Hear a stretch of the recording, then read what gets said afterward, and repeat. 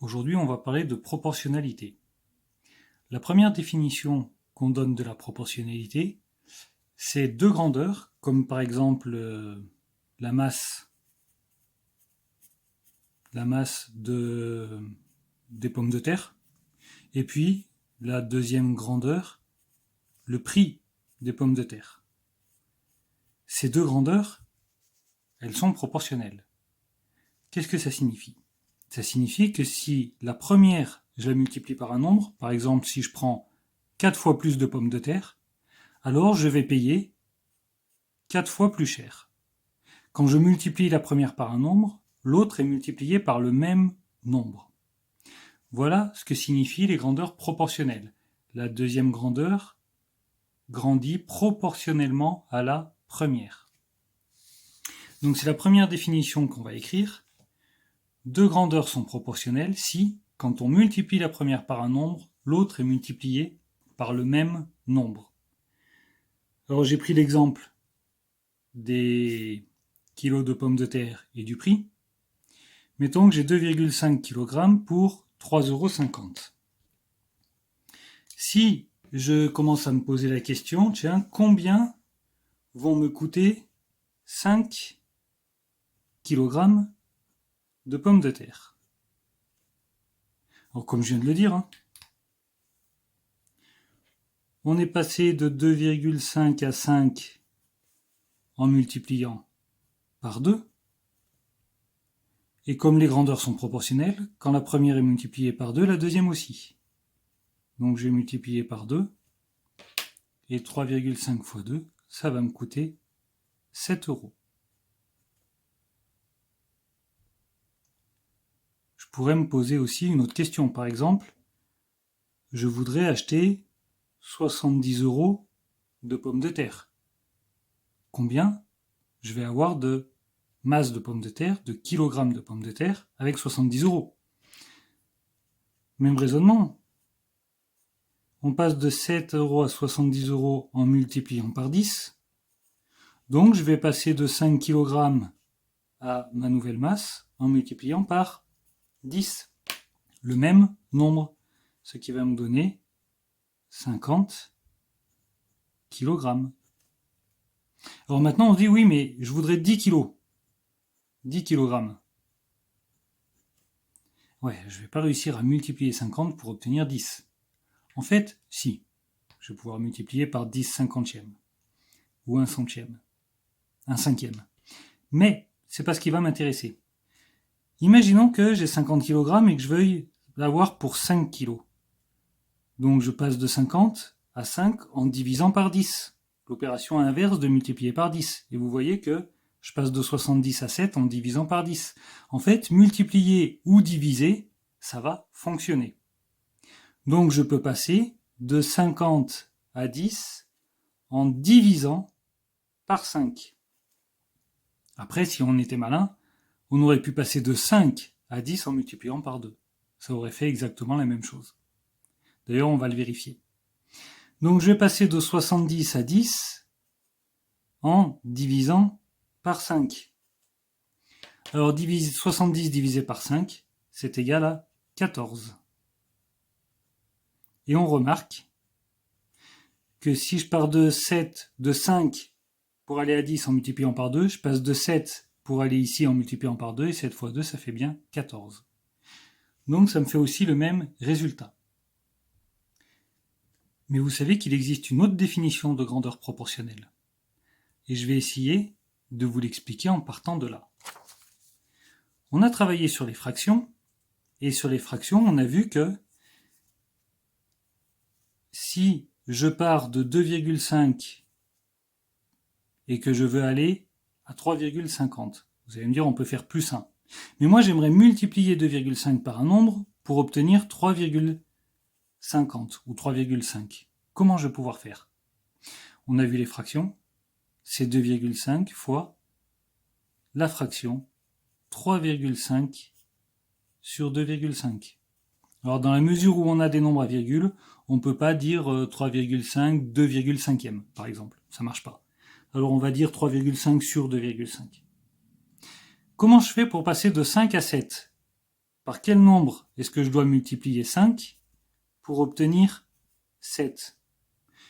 Encore une fois, par 7 cinquièmes.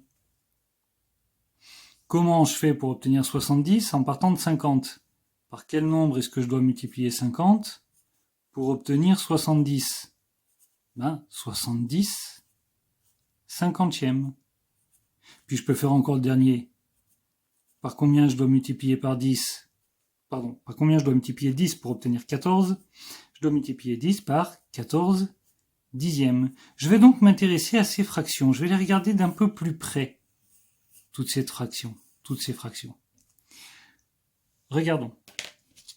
3,5 sur 2,5.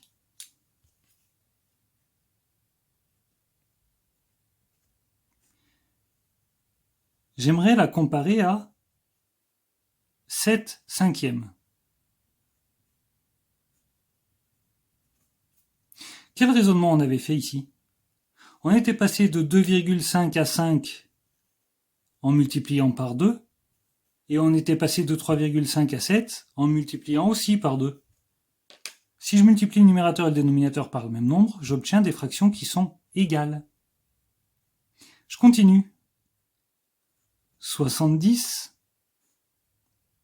cinquantièmes. Comment j'avais fait? Multiplié par 10. Multiplié par 10.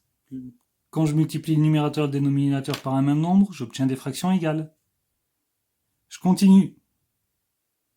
14 dixièmes. J'ai pas multiplié là, j'avais divisé par 5. Et ici, j'avais divisé par 5. Mais quand je multiplie ou que je divise le numérateur et le dénominateur par un même nombre, j'obtiens des fractions égales.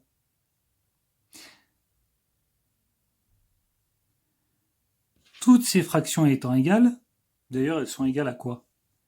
14 dixièmes. 14 divisé par 10, 1,4.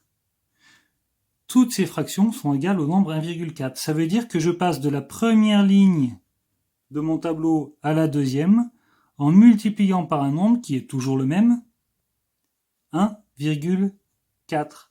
On peut donc dire que deux grandeurs sont proportionnelles lorsqu'on passe de l'une à l'autre en multipliant par un nombre qui est toujours le même. Ce sera ma deuxième définition. Et ce nombre-là, on l'appelle justement le coefficient de proportionnalité.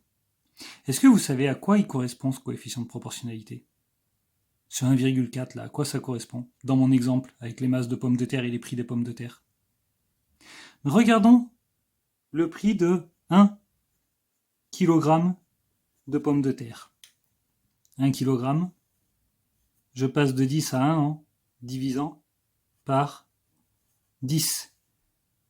Et 14 divisé par 10, c'est mon fameux 1,4. Alors je vais mettre les centimes puisqu'on parle en euros. 1,40 euros. Donc ce coefficient de proportionnalité, dans mon exemple précis, c'est en fait le prix des pommes de terre au kilo. Du coup, on se rend bien compte avec cette définition-là, avec cet exemple-là précis, que la masse et les prix sont proportionnels, comme je vais le définir dans la deuxième définition, c'est-à-dire que si 1 kg ça coûte 1,40 €, alors 50 kg ça va coûter 50 fois 1,40 €, 5 kg 5 fois 1,40 €.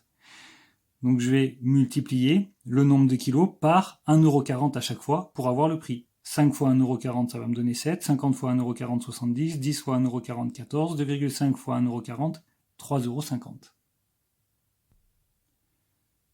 La deuxième définition, deux grandeurs sont proportionnelles si on peut passer de la première à la deuxième en multipliant par un nombre qui est toujours le même.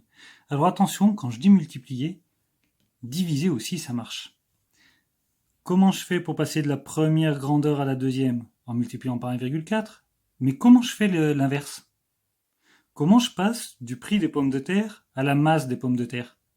En faisant l'opération inverse de multiplier par 1,4, c'est-à-dire diviser par 1,4. Donc je peux aussi dire que deux grandeurs sont proportionnelles si on peut diviser la première pour obtenir la deuxième par un nombre qui est toujours le même. Et ce nombre s'appelle le coefficient de proportionnalité.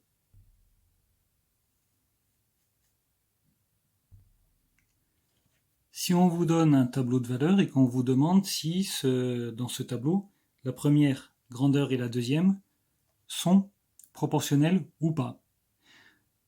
L'idée, ça va être de trouver s'il existe un coefficient de proportionnalité. S'il existe un coefficient de proportionnalité, c'est-à-dire en divisant la première valeur par la deuxième, ou la deuxième par la première, peu importe, mais en faisant l'une divisée par l'autre. Par exemple, 3,5 divisé par 2,5, je calcule, ça fait 1,4, ok. 7 divisé par 5, ça fait 1,4, ça a l'air bien, mais il faut que j'aille jusqu'au bout. Imaginons que dans tout ce tableau, j'ai les mêmes nombres, mais là j'ai 1,5. Donc je vais faire ça divisé par ça va me faire 1,4. 7 divisé par 5, 1,4. 70 divisé par 50, 1,4. Super. 14 divisé par 10, 1,4. 1,5 divisé par 1, 1,5. Ah, cette dernière valeur, elle ne marche pas. Donc ce n'est pas un tableau de proportionnalité, parce qu'il y a une valeur qui ne va pas être égale aux autres. Si elles sont toutes égales, alors c'est un coefficient de proportionnalité. Et du coup, c'est un tableau de proportionnalité et que les deux grandeurs sont proportionnelles.